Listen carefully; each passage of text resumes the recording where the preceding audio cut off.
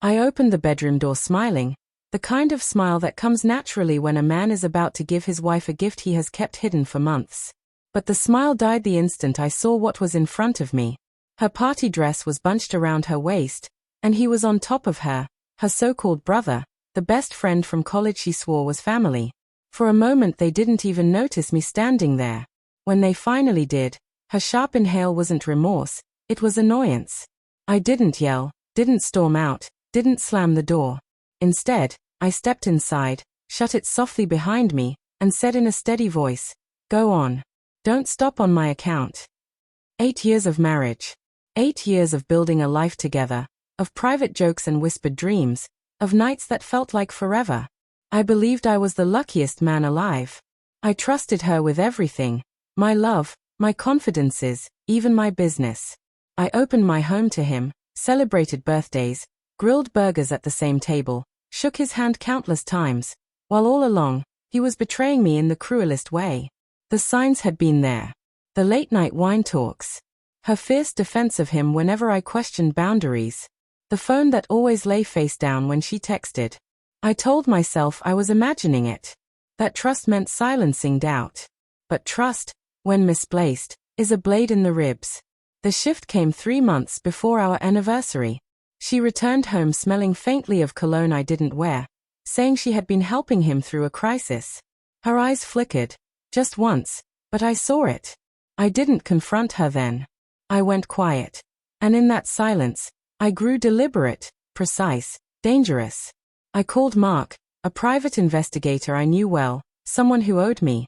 Within a week, I had everything: photographs, videos, receipts, a log of hotel stays, even maps showing their meetings. It wasn't just an affair. It was a routine. A schedule. They were careful. Almost professional. I sat down with my lawyer. We studied the prenup she had insisted on, the one that left her with nothing if she strayed. Proof wasn't enough for me, though. I didn't just want to prove betrayal. I wanted to strip away every piece of the life she thought she had secured. Quietly, I shifted assets, moved property into new names, transferred shares of the company. All of it above board, impossible to challenge. And then, I devised the final blow. For our anniversary, I invited her entire family, parents, siblings, even distant relatives she barely tolerated. I told them it would be a surprise party for her. And in a way, it was. Back in that bedroom, as she clutched the sheets and he fumbled for his clothes, their panic painted the air. I stayed calm, voice steady. "I think the three of us need a little conversation," I said. Then, before either of them could react, I picked up the phone and called downstairs. Music and chatter drifted up. Her mother answered. "Could you bring everyone upstairs?" I asked. Her eyes went wide in shock. "You wouldn't," she began. "I already did." I cut in. The sound of footsteps echoed outside the room, followed by a knock. Then the door swung open.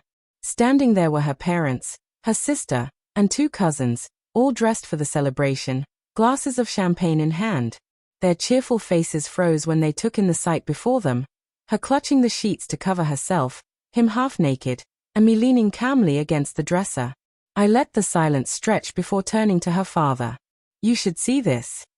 From my pocket, I pulled out a small black drive and pressed it into his hand. Every photo, every video, every hotel receipt, everything. His face drained before he even looked at it. Her mother's hand shot up to cover her mouth, her sister whispered, "Oh my God," and she broke into tears, not for him, but for herself. "I'm not finished," I said, pulling open a drawer. From it, I retrieved a sealed envelope and handed it to her. "This is the updated divorce agreement. Effective immediately." Her hands trembled as she flipped through the pages, the words spelling out how, under the infidelity clause, she would lose everything. He tried to speak, but I silenced him. "A copy of the evidence is already with your wife." The room was silent except for her muffled sobs. Her parents, decent people who had believed their daughter had married someone who would care for her forever, looked shattered. Her father stared at her like she was a stranger. Her mother's eyes were wet with grief, and her sister whispered about karma finally finding its way. Then I delivered the last blow. "As of today, I've stepped down from the Cullens Foundation board. Donors have already been told why. Every cent in my name is being redirected to a new charity, one that doesn't employ liars.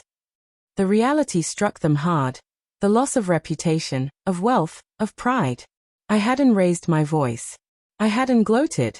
I simply walked to the door, paused, and said, "My lawyer will be in touch tomorrow. Enjoy the rest of your party." Downstairs, the celebration continued, the guests laughing, unaware of the ruin upstairs.